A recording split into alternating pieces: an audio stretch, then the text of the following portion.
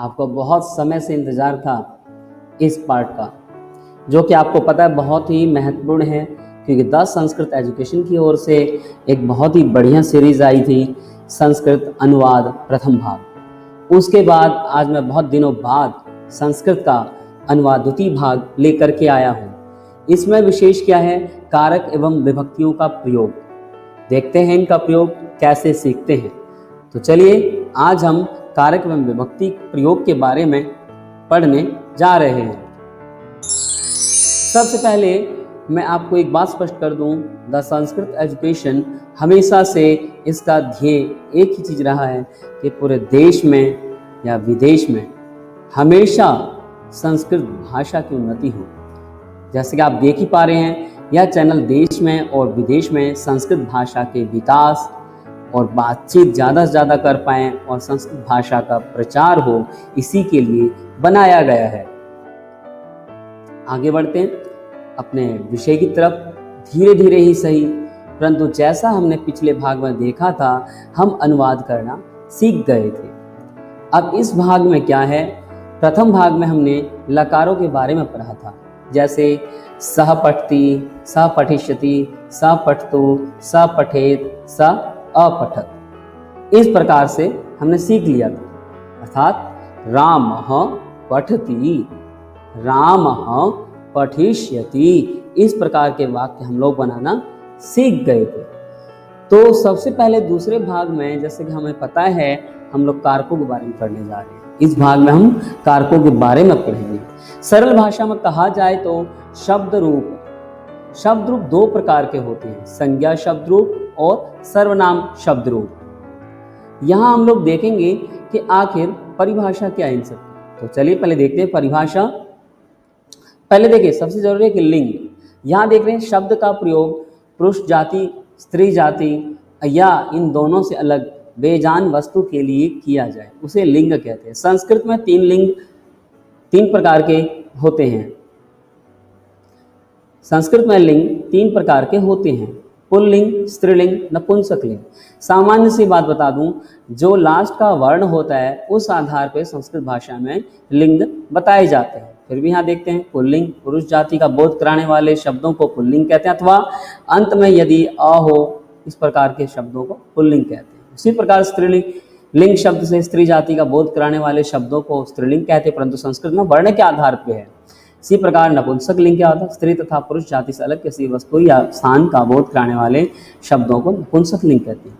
यहाँ ध्यान देंगे, संस्कृत भाषा में वर्ण के आधार पर ही लिंगों का निर्धारण होता है।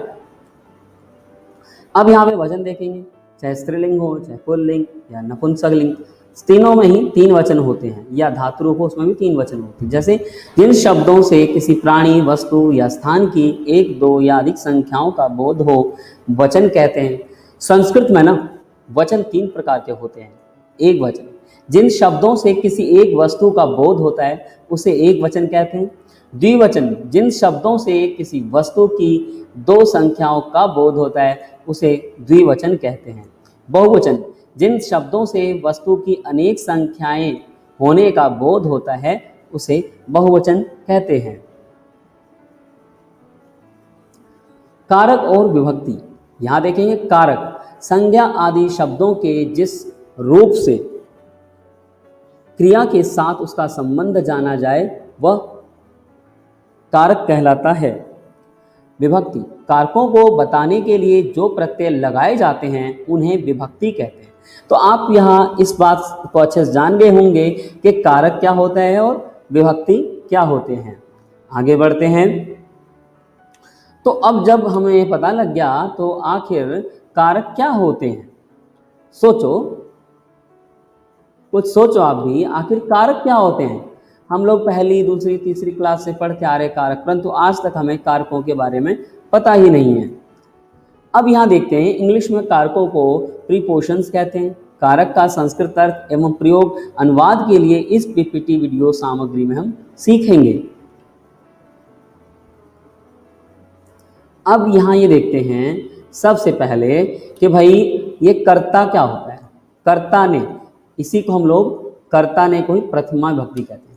ये कर्म को मतलब इसका कारक चिन्ह है को, ठीक है। तो कारक चिन्ह को है, इसी को हम द्वितीया विभक्ति कहते हैं। और करण जो है कारक, उसका चिन्ह से होता है, उसी को हम तृतीया विभक्ति कहते हैं। यहाँ देखिए संप्रदान जो होता है उसका कारक चिन्ह होता है, संप्रदान कारक का चिन्ह होता है के लिए या के द्वारा, इसी को हम चतुर्थी विभक्ति कहते हैं। उसी प्रकार ये अपादान को हम पंचमी विभक्ति का प्रयोग करते हैं, और अपादान के लिए अपादान कारक का चिन्ह है से अलग, यानी से इसमें भी है और तृतीया में, परंतु इसका अर्थ हो जाएगा अलग होना। उसी प्रकार संबंध कारक का चिन्ह क्या होता है, का की के या का के की रा री रे, इसमें षष्ठी विभक्ति का हम लोग प्रयोग करते हैं।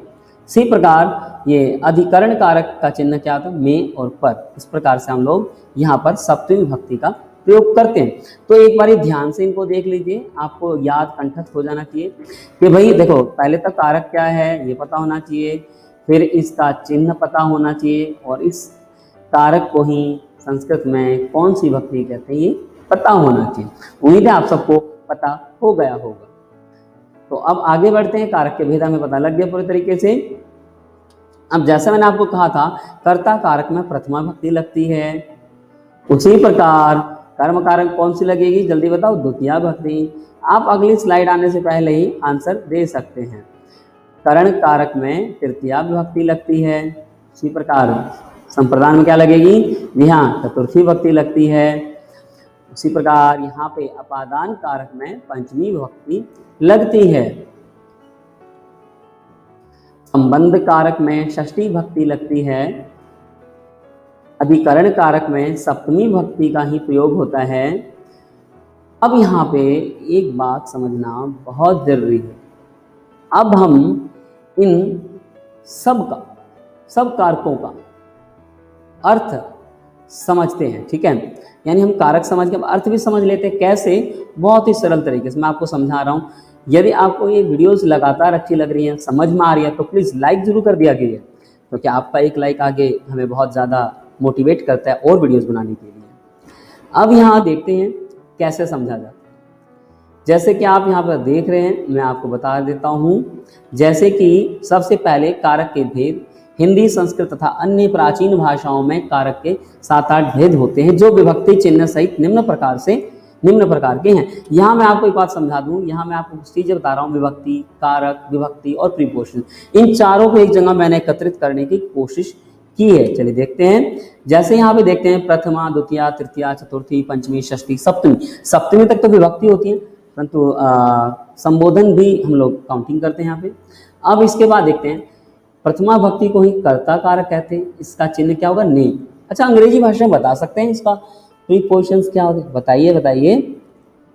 हाँ, सोच क्या रहे, तभी तो इसका आंसर आएगा जी, सब्जेक्ट।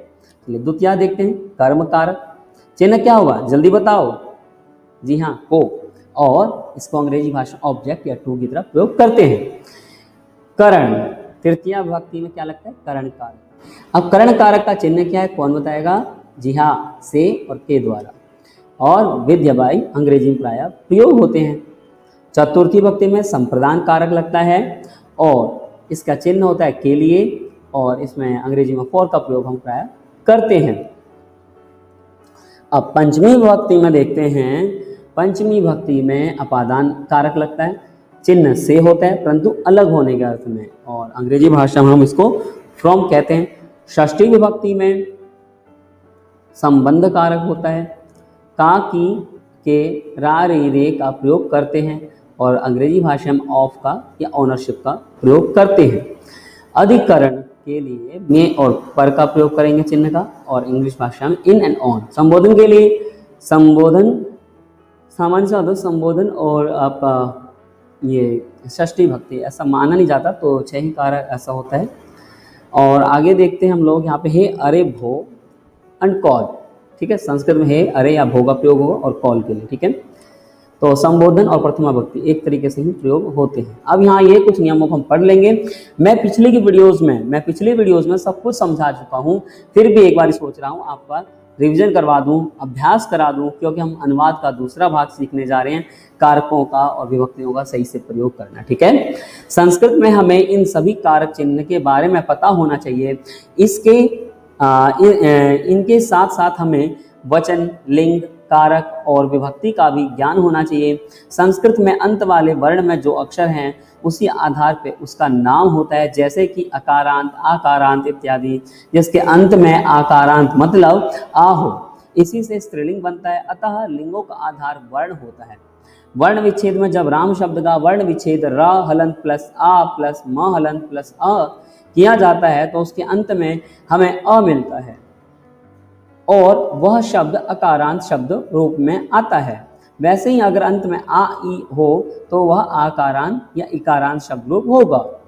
अब वह अंत वर्ण जिस जाति में या जिस लिंग में आता है उसका लिंग हम उसके साथ जोड़ देते हैं। जैसे उदाहरण के लिए राम शब्द पुल्लिंग है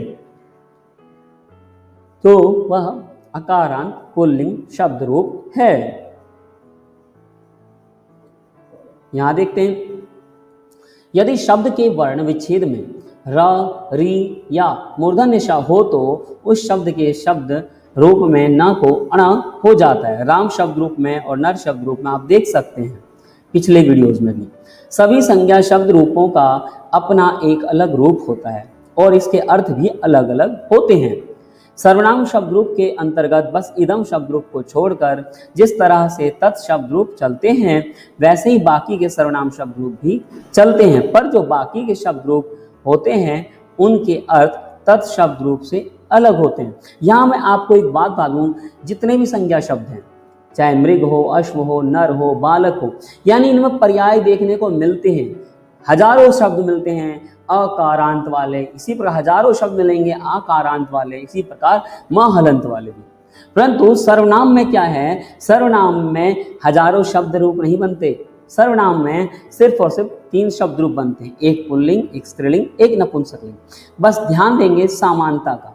तो जैसे यहाँ बता रहा हूँ तत् शब्द रूप, तत् शब्द रूप बहुत इंपॉर्टेंट है क्योंकि तत् की तरह ही हम एतत् चला सकते हैं, बहुत सारे एतत् चला सकते हैं, तत् चला सकते हैं, बहुत सारे शब्द रूप चलते हैं जो इसी पे आधारित होते हैं सर्वनाम के। चाहे सर्व शब्द रूप ही ले लीजिए, आप प्रयोग कर सकते हैं, बाकी आप वीडियोस में देख सकते हैं सर्वनाम की, ठीक है, ऐसे प्रयोग किया गया है। आगे बढ़ते हैं। अब यहाँ पे हम लोग डिस्कस कर रहे हैं, खासकर यहाँ पे हम लोग डिस्कस करेंगे संज्ञा शब्द रूप की। तो पहले हम लोग यहाँ देखेंगे सबसे पहले विभक्ति के प्रयोग। अभी हम देखेंगे यहाँ पे विभक्तियों का कैसे प्रयोग किया जा रहा है, ठीक है। तो विभक्तियों के प्रयोग में हमने विभक्तियों को 2 तरीके से बांटा है, संज्ञा शब्द रूप और सर्वनाम शब्द रूप। पहले देखेंगे ध्यान से कि संज्ञा शब्द रूप कैसे प्रयोग करें और उसका अर्थ क्या होता है। तो आज हम इस सीरीज में बहुत अच्छे समझ लेंगे। बस एक बात है, वीडियो को पूरा देखिएगा, आधा देखने के बाद आपको कुछ भी समझ में नहीं आएगा, पूरा देखेंगे आपको हर चीज क्लियर हो जाएगी कि हमें इसका प्रयोग कैसे करना है। सबसे पहले बालक का अकारांत पुल्लिंग शब्द रूप देखिए। यहाँ देखिए मैंने क्या किया, पहले विभक्ति बताई कितनी होती हैं, फिर एक वचन बताया, फिर द्विवचन और बहुवचन कैसे प्रयोग होता है। यहाँ देखिए पहले हमने विभक्तियां लिख ली, प्रथमा, द्वितीय, तृतीया, चतुर्थी, पंचमी, षष्ठी, सप्तमी, संबोधन। अब यहाँ देखिए राम, यहाँ पे बालक शब्द लिया है तो बालकः, यहाँ पे हमने बालक शब्द लिया है तो बालकः एक बालक, बालकौ 2 बालक, बालकः अनेक बाल। इस प्रकार से आप अर्थ देख रहे हैं और मेरे अनुरोध है आप लोग अर्थ के साथ ही स्मरण करेंगे। मैं आपको याद करने का एक बहुत ही सरल तरीका बता रहा हूँ, उसी तरीके से आप कई बार अभ्यास करेंगे तो आपको स्मरण सारे शब्द रूप हो जाएंगे। और जैसे मैंने कहा संज्ञा शब्द रूप दिया, आपने एक अकारांत कर लिया तो हजारों लाखों करोड़ों शब्द रूप आप अपने आप याद कर सकते हैं। उसी प्रकार स्त्रीलिंग एक शब्द रूप याद कर लिया तो आप लाखों करोड़ों शब्द रूप स्वयं याद करके समझ सकते हैं। चलिए समझने की दृष्टि से मैंने अर्थ दे दिए, अब मैं यहाँ पे शब्द रूप गा के बताता हूँ किस प्रकार से हमें याद कर। जी हाँ, बालकः बालकौ बालकाः प्रथमा, बालकं बालकौ बालकान् द्वितीया, बालकेन बालकाभ्यां बालकैः तृतीया, बालकाय बालकाभ्यां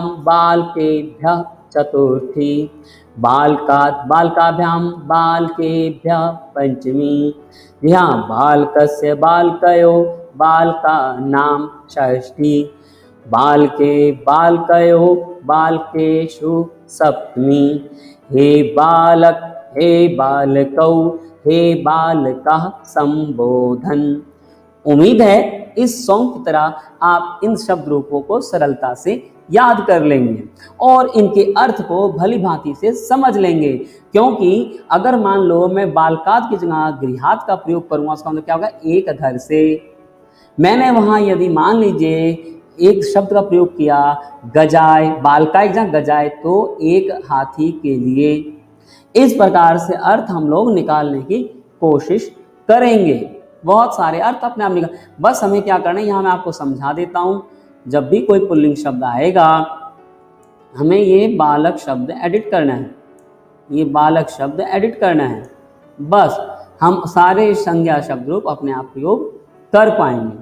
तो उम्मीद है मुझे आप लोग ये प्रयोग करना सीख गए होंगे। अब चलिए, ये तो पुल्लिंग शब्द हुए जो कि अकारांत, जिसके अंत में अ होते ऐसे होते हैं, ठीक है। और आप सबको पता है पिछले वीडियोज में एक शब्द की तरह आप नर, मृग, अश्व बहुत सारे बना सकते हैं पुल्लिंग शब्द। अब यहाँ बारी है लता शब्द रूपों की। तो लता शब्द कैसा, आकारांत स्त्रीलिंग शब्द होते हैं, जिसके अंत में आ है वे सारे शब्द आपके स्त्रीलिंग शब्द है। चाहे वो रीता हो, सीता हो, मीता हो, गीता हो, पपीता हो, कोई भी जिसके अंत में आ हो, महिला, लेखिका, पाचिका, वादिका, नर्तिका, सारे शब्द स्त्रीलिंग हैं। देखते हैं कितनी सरलता से यहाँ पे प्रयोग किया जा रहा है। तो सबसे पहले हम लोग विभक्तियां लिख लेंगे, जैसे पिछली वीडियोज में हमने पिछले स्लाइड्स में लिखा था। जी हाँ, प्रथमा, द्वितीया, तृतीया, सप्तमी, संबोधन तक पूरा, और उसके अर्थ भी मैंने समझा दिए कैसे। अब हम पहले गाने की दृष्टि से देखते हैं कैसे याद हो। चलिए देखते हैं, पहले अर्थ देख लीजिए। लता अर्थात एक लता, लते मतलब दो लता, और लता मतलब अनेक लता। अब इसको सॉन्ग की तरह एक बार सॉन्ग की तरह करेंगे। लता लते लताः प्रथमा, लताम लते लताः द्वितीया, लतया लताभ्याम लताभि तृतीया, लतायै लताभ्याम लताभ्यः चतुर्थी, लतायाः लताभ्याम लताभ्यः पंचमी, लतायाः लतयो लतानां षष्ठी, लतायां लतयो लतासु सप्तमी, हे लते हे लते हे लता संबोधन। हमने पूरा समझ लिया, अर्थ भी लिखे हैं। यहाँ सिर्फ बता दूं, एक ये तृतीया विभक्ति वचन सही कर लेंगे। लतया शब्द है, मैंने इसको सही कर दिया है। अब आगे बढ़ते हैं, आगे कैसे देखते हैं इसको, यानी ये हमारा बेसिक है। देखिए मैंने आपको क्या करा, हर एक कुछ में उसके अर्थ भी लेकर आया। देखिए उसका मतलब क्या होगा, उसका मतलब क्या होगा। तो हम लता के स्थान पे सीता, गीता, रीता, मीता, सारे आ वाले शब्द लगा सकते हैं। तरीका वही है, हम लोग लता के स्थान पे सीता लगाएंगे तो सीताम, माला तो मालाम, ठीक है, सीता तो सीता, ठीक है। इसी प्रकार से प्रयोग हम लोग करेंगे। अब आगे देखते हैं।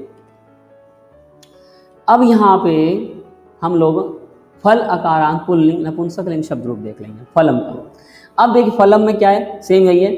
फलम फले फलानी प्रथमा, फलम फले फलानी द्वितीया, फलेन फलाभ्याम फलै तृतीया, फलाय फलाभ्याम फलेभ्य चतुर्थी, फलात् फलाभ्याम फलेभ्य पंचमी, फलस्य फलयो फलानां षष्ठी, फले फलयो फलेषु सप्तमी, हे फल हे फले हे फलानी। यहाँ पे इनके अर्थों को हम लोग बहुत अच्छे से देख लेंगे, उसके बाद ही समझने के बाद अभ्यास करेंगे। अब यहाँ पे फल के बाद नदी इकारांत, यानी नदी जितने भी ई वाले हैं सारे स्त्रीलिंग शब्द होंगे। फिर भी एक बार प्रैक्टिस कर लेंगे इसकी। नदी नद्यौ नदी नद्यौ नद्यः प्रथमा, नदीम नद्यौ नदी द्वितीया, नद्यः नदीभ्यां नदीभिः तृतीया, नद्यै नदीभ्यां नदीभ्यः चतुर्थी, नद्यः नदीभ्यां नदीभ्यः पंचमी, नद्या नद्यौ नदीनां षष्ठी, नद्यां नद्यौ नदीषु सप्तमी, हे नदी हे नद्यौ हे नद्यः सप्तमी। बोधन। उम्मीद है इस प्रकार आप कर लेंगे। फिर आप इस सीरीज में पितृ शब्द को जरूर देख लेंगे। पितृ मातृ में एक जगह अंतर है, द्वितीया की बहुवचन, उसको हम लोग ध्यान से देख लेंगे। पिता पितरौ पितरः पितरम पिता पितरौ पितरः प्रथमा, पितरम पितरौ पितॄन् द्वितीया, पित्रा पितृभ्यां पितृभ्यः तृतीया, पित्रे पितृभ्यां पितृभ्यः चतुर्थी, पितुः पितृभ्यां पितृभ्यः पंचमी, पितुः पितरौ पितॄणां षष्ठी, पितरि पितरौ पितृषु सप्तमी, हे पितः हे पितरौ हे पितरः सप्तमी। बोधन। अब आगे इसी प्रकार देख लेंगे मातृ ऋकारांश शब्द रूप। माता मातरौ मातरः प्रथमा, मातरं मातरौ मातृ द्वितीया, मात्रा मातृभ्यां मातृभ्यः तृतीया, मात्रे मातृभ्यां मातृभ्यः चतुर्थी, मातु मातृभ्यां मातृभ्यः पंचमी, मातु मात्रौ मातॄणां षष्ठी, मातरि मातरौ मातृषु सप्तमी, हे मातारौ हे मातारः संबोधन। अब यहाँ पे संज्ञा शब्द रूप पूरे तरीके से हो चुके हैं समाप्त। संज्ञा शब्द रूप के अर्थ भी आप समझ गए होंगे क्योंकि मैंने सभी के अर्थ लिखे हुए थे।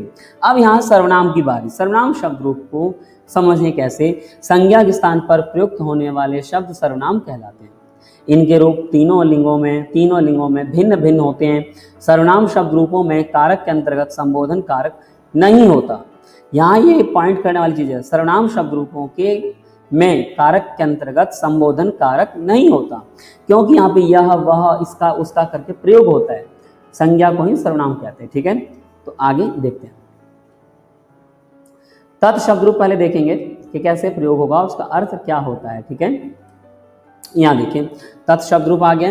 अब इसका अभ्यास करेंगे, जैसे कि स तौ ते प्रथमा, तम तौ तान् द्वितीया, तेन ताभ्यां तै तृतीया, तस्मै ताभ्यां तेभ्यः चतुर्थी, तस्मात् ताभ्यां तेभ्यः पंचमी, तस्य तयो तेषां षष्ठी, सप्तमी, तस्मिन् तयो तेषु सप्तमी। उम्मीद है आपको ये भी पता लग गया, उसके अर्थ भी आपको सामान्य तौर पर पता लग गए हैं। अब ये तो पुल्लिंग था, अब ये स्त्रीलिंग की बारी। चलो स्त्रीलिंग देखते हैं।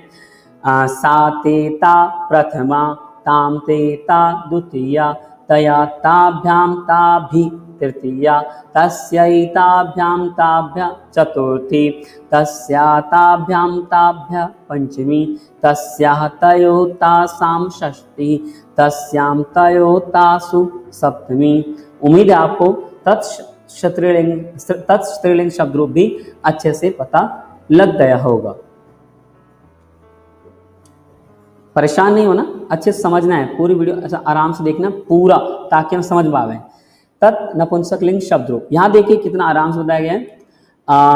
तत्ते तानि प्रथमा, तत्ते तानि द्वितीया, तेन ताभ्यां तै तृतीया, तस्मै ताभ्यां तेभ्यः चतुर्थी, तस्मात् ताभ्यां तेभ्यः पंचमी, तस्य तयो तेषां षष्ठी, तस्मिन् तयो तेषु सप्तमी। इससे हमें पता लग गया कि तत् शब्द रूप का तीनों लिंगों में प्रयोग कैसे होता है। तत् के समान ही एतत् किम इत्यादि रूप होते हैं। अब इदम शब्द रूप थोड़े लगे, इसको देख लेते हैं एक बारी। यदि हमारे पास इदम शब्द रूप हो, उसमें पुल्लिंग शब्द रूप हो, तो ऐसे बनेगा अयम इमो इमे, इमम इमौ इमान, अनेन। चलिए इसका सॉन्ग की तरह करते ताकि अच्छे से याद हो जाए।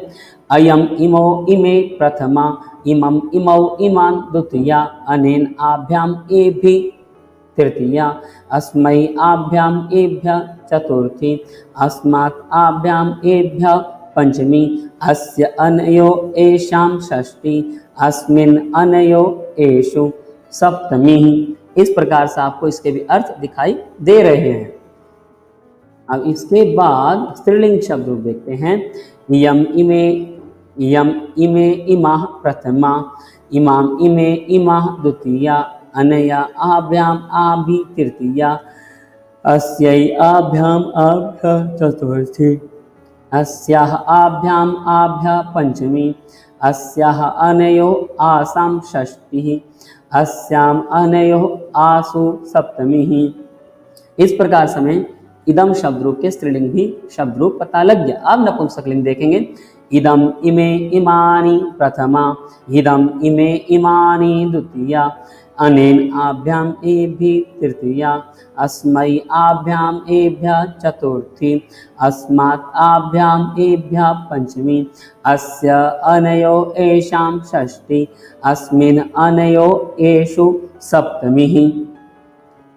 इस प्रकार से हमें इदम शब्द रूप भी पूरे तरीके से पता लग गया। अब देखिए ये तो सारे थे शब्द रूप धातु रूप। मेरा बस एक रिक्वेस्ट था, अनुवाद को करने से पहले हम इन शब्द रूप धातु रूप का एक बार नहीं 10 बार अभ्यास कर लेंगे, नहीं तो आप बैक जा जाकर बार बार देख लीजिए, क्योंकि इन शब्द रूप और अर्थों को आज तक कोई ऐसी वीडियो नहीं बनी जिन्होंने एक स्थान पर इतने बढ़िया प्लेटफॉर्म पर बताया है दोस्तों। तो सभी संस्कृत प्रेमियों, इन चीजों को हम लोग ध्यान से देखेंगे और अच्छे से समझेंगे एक चीज, ठीक है। अब मैं आपको अनुवाद के सबसे महत्वपूर्ण भाग पे ले जा रहा हूं जहां मैं अभ्यास कराऊंगा। तो पहले हम देख लेंगे, मैं संज्ञा शब्द रूपों के साथ चल रहा हूं। इनमें मैंने 4 शब्द लिए, 4 वैरायटी के शब्द लिए। एक राम जो कि अकारांत पुल्लिंग होते हैं, दूसरा लता जो कि आकारांत स्त्रीलिंग शब्द होते हैं, तीसरा दीर्घिकारांत नदी शब्द रूप, ये भी शब्द सारे स्त्रीलिंग होते हैं, और अगला फलम शब्द रूप जो कि सारे शब्द पुल्लिंग होते हैं। तो उम्मीद है मुझे आपको यहां तक कोई समस्या नहीं होगी, आपने यहां तक पूरा समझ लिया होगा अच्छे से, ठीक है। अब देखते हैं इनका प्रयोग कैसे होता है, सामान्य देखेंगे, ठीक है। सबसे पहले हम बढ़ते कर्ता कारक की परिभाषा। वाक्य में जो कार्य को करता है वही कर्ता कहलाता है। कार्य को करने वाले का बोध होता है। कर्ता कारक का विभक्ति में लगने वाला चिन्ह ने होता है। यहाँ ये पॉइंट कर लेंगे, ने ऐसे नहीं दिखता, सिर्फ पास्ट टेंस के जब हम वाक्य बनाएंगे, भूतकाल के जब वाक्य बनाएंगे तो यह दिखता है। उदाहरण, राम खादति, राम खाता है। श्याम पश्यति, श्याम देखता है। ये हमारे कर्ता कारक के उदाहरण हैं। अब यहाँ देखते हैं प्रथमा विभक्ति के कुछ अभ्यास। राम खाता है, राम खादति। रमा खादति, तो क्या होगा इसका अर्थ? रमा खाती। सिंपल है, देखो खादति से हमें नाम पता है लिंग के अनुसार, तभी हम स्त्रीलिंग कर पाएंगे, नहीं तो नहीं। अब यहाँ बताइए इसमें क्या गलती है? टिक टिक 1, टिक टिक 2, टिक टिक 3। आपको नजर आ गया तो बहुत बढ़िया, नहीं तो मैं बता देता हूँ। यहाँ पे नित्या नाचती है, यहाँ एक वचन का शब्द दिख रहा है, परंतु यहाँ कर्ता तो नित्या ठीक है, परंतु नृत्ययंती में अर्थात बहुवचन का प्रयोग कर दिया, अर्थात यहाँ पे नृत्ययती ही सही था, ठीक है। अब देखते हैं, आगे बढ़ते हैं, कुछ अभ्यास देखते हैं। जैसे स गच्छति, इसका अर्थ क्या हुआ? यहाँ पे बालिका नमती, इसका अर्थ क्या होगा? मेघा गर्जती का क्या होगा? छात्रा पठती का क्या होगा?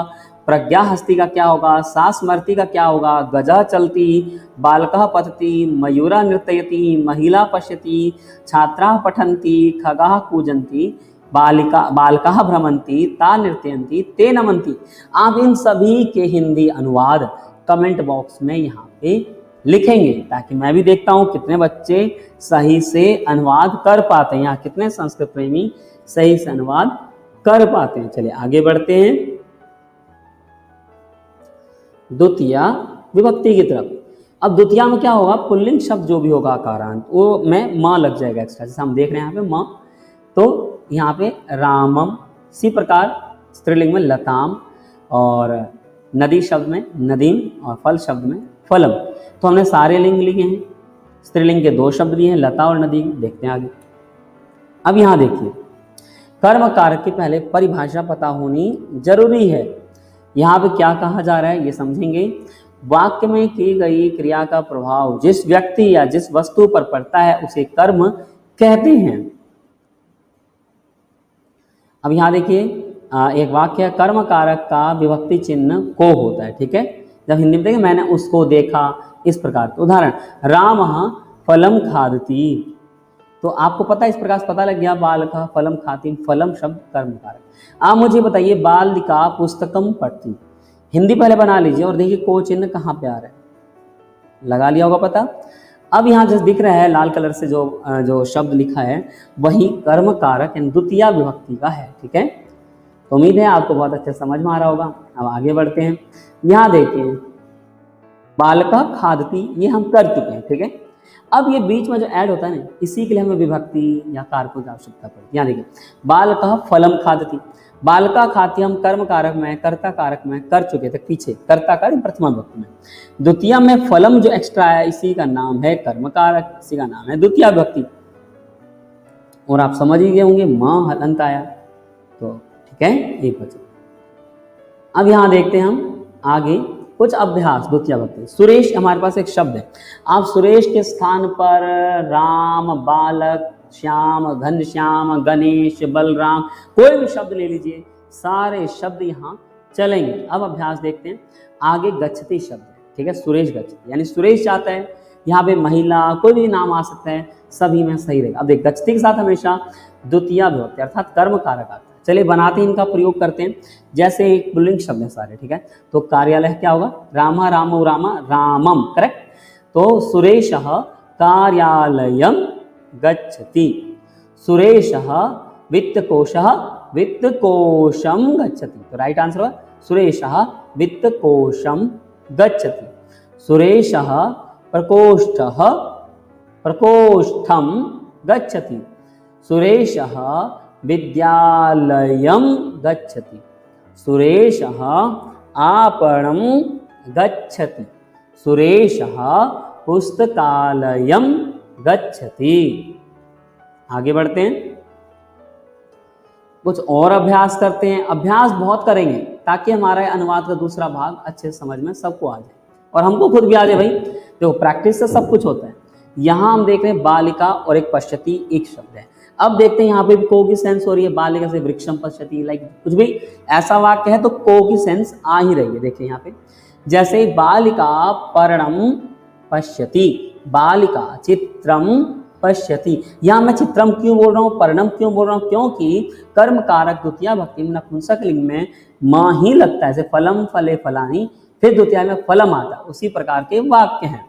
इसी प्रकार बालिका चित्रम पश्यति, बालिका पुष्पम पश्यति, बालिका व्यजनम पश्यति, बालिका वातायनम पश्यति, बालिका दूरदर्शनम पश्यति। यहाँ ध्यान देंगे, यहाँ पे बालिका के स्थान पे भी कोई भी शब्द आप लगा सकते हैं, आपका वाक्य गलत नहीं होगा अनुवाद की दृष्टि से। इसलिए मैं बार बार अर्थ कर रहा हूँ। इसका मतलब क्या है, बालिका पत्ते को देखती है, बालिका चित्र को देखती है, बालिका पुष्प को देखती है, बालिका पंखे को देखती है, बालिका खिड़की को देखती है, बालिका टीवी देखती है। यानी बालिका स्थान पे राम श्याम घनश्याम सीता गीता मीता कुछ भी शब्द हो सकता है, ठीक है। अब यहाँ देखते हैं, एक और प्रैक्टिस करते हैं। यहाँ देखिए हमारे पास शब्द बालिका और एक तरफ धातु है नयति, यानी ले जाना। नयति का अर्थ क्या, ले जाना। अब देखिए कैसे प्रयोग हो रहे हैं यहाँ, जैसे मार्जनी, ये नदी की तरह है सारे शब्द रूप, जैसा कि हम लोग देख रहे हैं। तो बालकः मार्जनीम नयति, बालकः मार्जनी मार्जनीम नयति, यानी एक बिंदी डाल देंगे। बालकः अंकनीम नयति, बालकः कर्तरीम नयति, बालकः अष्टाध्यायीम नयति, ठीक, अष्टाध्यायी एक बिंदी तो नयति। बालकः लेखनीम नयति, बालकः शोधनीम नयति। इस प्रकार से हम लोग ये कर लिए। अब आगे बढ़ते हैं एक और उदाहरण की तरफ। बालकः, एक शब्द लिया हमने, एक धातु लिया पट्टी। अब यहाँ जो भी मिडल के शब्द आएंगे सब में बिंदी लगेगी। हमें पता है पट के साथ हमेशा द्वितीय विभक्ति ही लगेगी। तो बालकः वेदम पठति, बालकः श्लोकम पठति, बालकः मंत्रम पठति, बालकः पाठम पठति, बालकः कथाम पठति, ठीक है। आ गया, और प्रैक्टिस करते हैं। बालकः वार्ताम पठति, बालकः कविताम पठति, बालकः पत्रिकाम पठति, बालकः काव्यम पठति, बालकः शास्त्रम पठति। उम्मीद है आपको ये चीज समझ में आ गया होगा।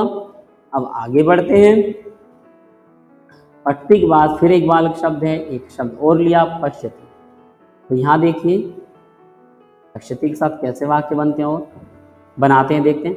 बालकः दंतकुर्चम पश्यति, बालकः चषकम पश्यति, बालकः चमसम पश्यति, बालकः स्थालिकां पश्यति, बालकः पेटिकां पश्यति, बालकः घटिं पश्यति, बालकः अन्नम पश्यति।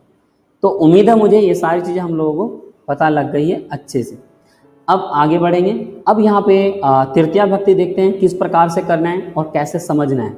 यहाँ देखिए तृतीया भक्ति के प्रयोग में प्राय हम ले देखते हैं राम शब्द रामेन में बदल जाते हैं। यहाँ रामेन रामेन में बन जाएगा ये। इसी प्रकार यहाँ पे फलेन, लता का लतया, नदी नदी का नद्यः शब्द बन जाता है।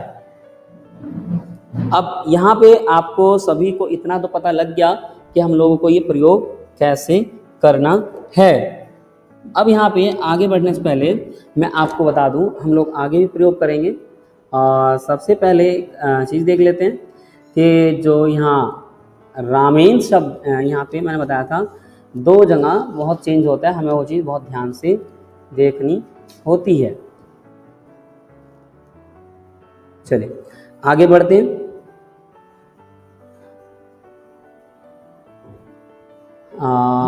यहाँ पे आगे बढ़ते हैं। अब हम जैसे कि देख रहे हैं यहाँ पे करण कारक की परिभाषा,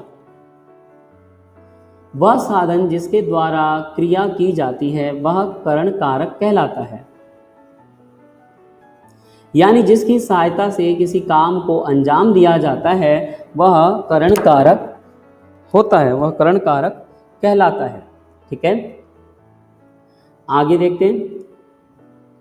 करण कारक के दो विभक्ति चिन्ह होते हैं, से और के द्वारा। यहाँ ध्यान देंगे, से और के द्वारा, दोनों के द्वारा इसका पता लगता है। और एक उदाहरण देखते हैं यहाँ पे, वृद्धा दंडेन चलती, यानी बूढ़ा डंडे से चलता है। इसमें और पंचमी में थोड़ा सा अंतर है, वहाँ उस चीज़ से अलग हो रहा है, यहाँ उस चीज़ के बिना काम हो नहीं सकता। यही ध्यान देने लायक चीज़ है। ठीक है, अब यहाँ देंगे, ये बूढ़ा चल रहा है, वृद्धा दंडेन चलती, यानी वृद्धा दंडेन चलती, बूढ़ा डंडे से चलता है। ठीक है, उसी प्रकार आगे देखेंगे यहाँ पे हम लोग अहम।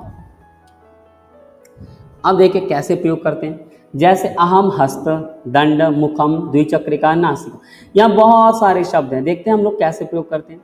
और शब्द हैं लिखामी, ताड़ियामी, देखते हैं मैचिंग कैसे होगा। जैसे अहम हस्तः हस्तेन लिखामी, अहम दंडः दंडेन ताड़यामी, अहम मुखम हम मुखेन वदामि, अहम द्विचक्रिका अहम द्विचक्रिकया गच्छामि, अहम नासिका अहम नासिकया जिघ्रामि। यहाँ अहम के स्थान पे राम, श्याम, घनश्याम, सीता, मीता कोई वर्ड यूज कर लीजिए तो पीछे ती लग जाएगा, लिखती, ताड़यती, इस प्रकार से। ठीक है, तो सिंपल से वाक्य है। द्विचक्रिका मतलब साइकिल, नासिका मतलब नाक, सभी प्रॉप्स इस क्रिया के लिए जरूरी है। ठीक है, अब आगे बढ़ते हैं चतुर्थी विभक्ति की तरफ। चतुर्थी में रामाय होता है, राम पुल्लिंग में, स्त्रीलिंग में लतायई, और नदी के रूप में नद्यई, और फल में फलाय होगा। चलिए सबसे पहले संप्रदान कारक की परिभाषा देखेंगे क्या है, ताकि अनुवाद में हमारी गलतियां ना हो। संप्रदान का अर्थ है देना होता है, संप्रदान का अर्थ देना होता है। जब वाक्य में किसी का कुछ दिया जाए या किसी के लिए कुछ किया जाए तो वहां पर संप्रदान कारक लगाया जाता है। यहाँ पे देखिए, जैसे कि यहाँ मैं बता दूं, संप्रदान कारक के लिए भी दो विभक्ति चिन्ह होते हैं, को और के लिए। परंतु को में भी यहाँ वो बात देना है कि इसको प्राप्त होगा, वो यूज करेगा तो सब चतुर्थी, नहीं तो द्वितीया लगेगी। ठीक है, यानी को का अर्थ है यहाँ के लिए। ठीक है, परंतु हिंदी में को की सेंस आ जाती है। उदाहरण, माता पुत्राय फलम ददाति। यहाँ वाक्य देखते हैं, ये बालक है, माता है, माता पुत्राय फलम ददाति, यानी माता पुत्र के लिए फल देती है। आगे देख लेंगे, बहुत ही महत्वपूर्ण है क्योंकि अनुवाद की सीरीज में आपको कारकों का प्रयोग सिखाया जा रहा है। देखिए, लता शब्द हो चाहे अहम शब्द हो, आगे ददाति शब्द के साथ प्रयोग दिखाते हैं। आप सामान्य तौर पे सरलता की दृष्टि से हर जगह प्रयोग करने के लिए यच्छति शब्द भी, यच्छति भी प्रयोग कर सकते हैं। यच्छति भी हम लोग प्रयोग कर सकते हैं, यच्छति। जैसे कि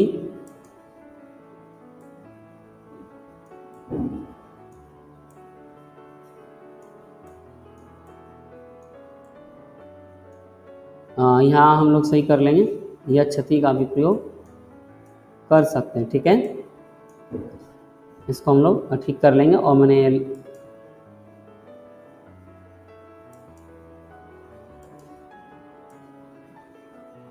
तो यहाँ हम लोग यच्छति का प्रयोग कर सकते हैं। अब वाक्य देखते हैं, जैसे कि और ददाति और ददामी।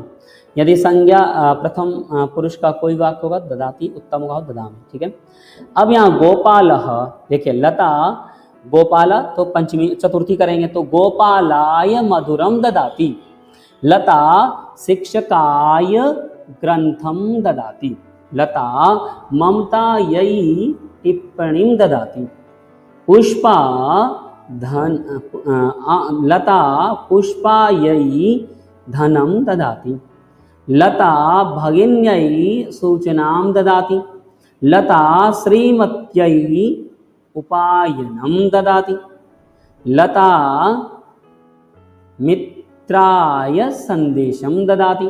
इस प्रकार से मैंने तीनों लिंगों में, चारों लिंगों में प्रयोग करना सीख लिया।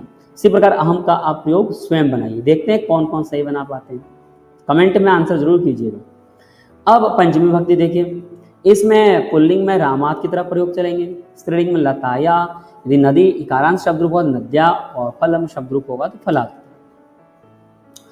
प्रयोग देखते हैं यहाँ पे भी अपादान कारक की परिभाषा। सबसे पहले देखेंगे जब संज्ञा या सर्वनाम के किसी रूप से किन्हीं दो वस्तुओं के अलग होने का भाव प्रकट होता है तो वहां अपादान कारक होता है। अब यहां देखिए अपादान कारक का विभक्ति चिन्ह से होता है, करण कारक का भी विभक्ति चिन्ह से होता है, परंतु वहां उसका मतलब साधन से होता है। यहाँ सबसे बड़ी बात है कि वो चीज़ अलग होनी है, उससे दूर होनी है, लेकिन यहाँ पर से किसी चीज़ से अलग होने को दर्शाता है। यहाँ पे सही कर लेंगे, दर्शाता।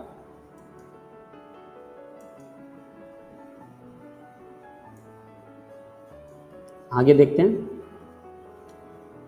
उदाहरण, वृक्षात पत्रम पतति। यहाँ देख लेंगे सामान्य कारक जब हम सीखते हैं, वृक्ष यदि कोई पत्ते गिरते हैं तो हम ऐसे प्रयोग करेंगे जैसे कि यहाँ पे कर रहे हैं। यहाँ पे देख रहे हैं वृक्षात पुष्पाणि पतंती, वृक्षात पुष्पाणि पतंती अर्थात वृक्ष से अनेक पुष्प गिरते हैं। यहाँ देखिए प्रैक्टिस, फलम पुस्तकम जलम दंत केश। अब देखिए इनका प्रयोग कैसे हो रहा है, जैसे वृक्ष स्यूत मेघ मुखम मस्तकम। अब देखिए सभी में पंचमी लगाएंगे तो फलम वृक्षात पतति, पुस्तकम स्यूतात पतति, जलम मेघात पतति, दंतः मुखात पतति, केशः मस्तकात पत। यानी ये क्या दिखा रहा है, पत्ती अलग होना, यानी दांत मुंह से अलग हो रहा है, जल मेघ से अलग हो रहा है, पुस्तक बैग से अलग हो रहा है, फल बैग से अलग हो रहा है, और केश मस्तक से अलग, केश मस्तक से अलग हो रहा है। अब यहाँ वस्त्रम पेटिका, तो यहाँ देखेंगे ध्यान से वाक्य बनाएंगे, कैसे बनेगा देखिए, यहाँ पे बनाते हैं हम लोग, ठीक है। स्वीकरोति या आगच्छति, वस्त्रम पेटिकायाः, वस्त्रम पेटिकायाः स्वीकरोति यानी स्वीकार करना, ठीक है, आगच्छति लाना। पुष्पम वाटिकायाः स्वीकरोति, जलम द्रोण्याः स्वीकरोति, यात्रिकः पुर्याः आगच्छति, विद्वान काश्याः आगच्छति यानी आता है, ठीक है। उम्मीद है आप इसका प्रयोग देख चुके होंगे और समझ चुके हैं। अब हम लोग षष्ठी विभक्ति का देख रहे हैं, रामस्य षष्ठी विभक्ति में कैसे प्रयोग होगा ये प्रयोग देखते हैं। जैसे कि यहाँ पे रामस्य बनता है, लतायाः बनता है, उसके बाद नद्याः, सब फलस्य बनता है। यहाँ पे देखते हैं कैसे प्रयोग होते हैं। संबंध कारक की परिभाषा देखेंगे यहाँ पे कैसे हो रहा है। यहाँ पे देखिए जैसे कि हमें इस कारक के नाम से ही पता चल जा रहा है कि यह कारक किन्हीं चीजों के बीच संबंध बनाता है। संज्ञा या सर्वनाम का वह रूप जो हमें किन्हीं दो वस्तुओं के बीच संबंध का बोध कराता है वह संबंध कारक कहलाता है। संबंध कारक के विभक्ति चिन्ह का, के, की, रा, रे, रे इत्यादि होते हैं। उदाहरण, रामस्य पुत्रः लवः अस्ति। यहां देखिए एक प्रयोग, शिवस्य पुत्रः गणेशः अस्ति। ये अनुवाद का दूसरा भाग बहुत इंपॉर्टेंट है, यानी कर्ता क्रिया के बाद आगे क्या करना होता है वो इससे हमें पता लगता है। अब यहाँ देखिए बहुत सारे वाक्य हैं, संबंध हैं, और जैसे कि आप देख रहे हैं मैंने 2 स्लाइड्स दी है, उमा पति और फिर इधर उनके पतियों के नाम है, इसी प्रकार इसको अक्रॉस कर देंगे। मैं एक बार समझा देता हूँ, प्रैक्टिस आप लोग खुद करके कमेंट में आंसर करेंगे कि इसका कैसे आंसर बना। अब यहाँ देखिए शिव, तो पति शिव में पति में, अब यहाँ शिव के पति उमा या उमा के पति शिव, तो कैसे होगा उमा याह पति ही शिव या शिवस्य पत्नी उमा। और यदि इसको इस तरीके से करेंगे तो उमायाः पति शिव। इस प्रकार से सारी प्रैक्टिस आप करेंगे। मैं सिर्फ ये बता रहा हूँ कि पति पत्नी के संबंधों में हमेशा षष्ठी विभक्ति संबंध का कारक का प्रयोग होता है। उसी प्रकार एक और उदाहरण देख लेते हैं। अब सप्तमी का उदाहरण देखते हैं। रामे, लतायाम, नद्याम, फले, इस प्रकार के सप्तमी रूप में सप्तमी विभक्ति का प्रयोग होता है। यहाँ देखते हैं सप्तमी की परिभाषा, अधिकरण कारक की परिभाषा। पहले यहाँ देखेंगे, अधिकरण का अर्थ होता है आश्रय, ठीक है, आश्रय यानी आधार। संज्ञा का वह रूप जिससे क्रिया के आधार का बोध हो वह अधिकरण कारक कहलाता है। यहाँ पे देख लेंगे अधिकरण कारक के विभक्ति चिन्ह में और पर होते हैं। आगे देख लेंगे, यहाँ पे देखते हैं हम लोग, जैसे उदाहरण में गजः जले अस्ति, सिंहः वने बस्ति, मयूरः वर्षायाम नृत्यति। इन सभी में जले, वने और वर्षायाम, इन सभी सप्तमी विभक्ति है। इसी प्रकार यहाँ पर देखते हैं मयूरः वर्षायाम नृत्यति। यहाँ देखिए ध्यान से, वर्षा शब्द स्त्रीलिंग है और इसमें सप्तमी विभक्ति लगी है, तभी बना वर्षायाम। अब यहाँ पे हम ये शब्द देखते हैं, पुस्तकम, फलम, बहुत सारे सप्तमी विभक्ति के उदाहरण करने का प्रयास करते हैं। देखिए पुस्तकम, अब स्यूता का क्या हो जाएगा सप्तमी, यदि हमें बोलना है पुस्तक बैग में, दो पुस्तकम स्यूते अस्ति, फलम वृक्षे अस्ति, घटी हस्ते अस्ति, आपणम नगरे अस्ति, फलम वने अस्ति, जलम चषके अस्ति। इस प्रकार से हम इन सभी शब्दों में हमने सप्तमी विभक्ति का प्रयोग किया है। अब संबोधन का देखते हैं। संबोधन के वाक्य इस प्रकार से होते हैं, जैसे हम देख रहे हैं हे राम, हे लते, हे नदी इत्यादि। अब यहाँ देखते हैं संबोधन कारक की परिभाषा क्या करेंगे। इसको पहचानने के लिए चिन्ह लगाया जाता है इस प्रकार से, ठीक है, और इसके विभक्ति चिन्ह हैं हे, अरे, भो, अजी आदि होते हैं। कुछ प्रैक्टिस भी देखते हैं, इसके उदाहरण भी देखते हैं। अथवा जिससे किसी को बुलाने या पुकारने का भाव प्रकट हो उसे संबोधन कारक कहते हैं। उदाहरण, हे ईश्वर इन सभी की रक्षा करो, अरे ये तुम क्या कर रहे हो। इसमें हे ईश्वर और अरे ये दोनों ही शब्द संबोधन की पहचान है, हमें ये याद कर लेना चाहिए, समझ लेना चाहिए। जैसे एक उदाहरण और देखते हैं, अरे ये तुम क्या कर रहे हो। इसमें अरे क्या है संबोधन, यानी किसी को दूर से बुलाना हो, दूर से कोई बात कहनी हो, वहाँ पे संबोधन का प्रयोग होता है। आप सभी को ये वीडियो बहुत अच्छे से समझ में आ गई होगी। आप इस वीडियो को देखने के लिए आप सभी का धन्यवाद। और प्लीज़ दूसरों की सहायता कीजिए, वीडियो ज़्यादा से ज़्यादा शेयर कीजिए जिसको अनुवाद करने में कोई भी समस्या है। जय तु भारतम, जय तु संस्कृतम। आप सभी का बहुत बहुत धन्यवाद।